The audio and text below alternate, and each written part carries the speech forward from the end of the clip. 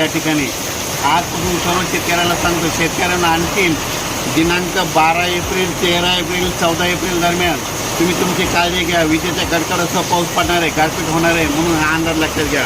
आणि विशेष म्हणजे परभणी जिल्ह्यामध्ये 18 एप्रिलपर्यंत वातावरण खराबच राहणार आहे, म्हणून ही अंदाज लक्षात घ्यायचा. योगायोगानं आज मी काय झालं, पालवून तारखेवरती इथं जात असताना इतका वादळी वाऱ्याचा पाऊस चालू झालेला आहे. या ठिकाणी थोडी गारपीट देखील आली होती, म्हणून हे देखील सांगू इच्छितो. पण माझी सर्व शेतकऱ्याला विनंती आहे परभणी जिल्ह्यातल्या, की सध्या खूप वातावरण खराब आहे. म्हणजे जास्त अवकाळी पाऊस आला की आधीच काय करायचं, वातावरण ते झालं की तुम्ही तुमचं आपण आपल्या घर जवळ करा. आणि विशेष म्हणजे सांगायचं झालं तर या म्हणजे आता हे जवळपास 12 एप्रिल ते 18 एप्रिल दरम्यान वारं जास्त राहणार आहे, त्याच्यामध्ये पाऊस पण जास्त राहणार आहे आणि विजेचं प्रमाण राहणार आहे. पूर्व दूर पडत नसतो, पण फक्त काही काही भागात पडणार आहे. म्हणून हा सर्व शेतकऱ्यांनी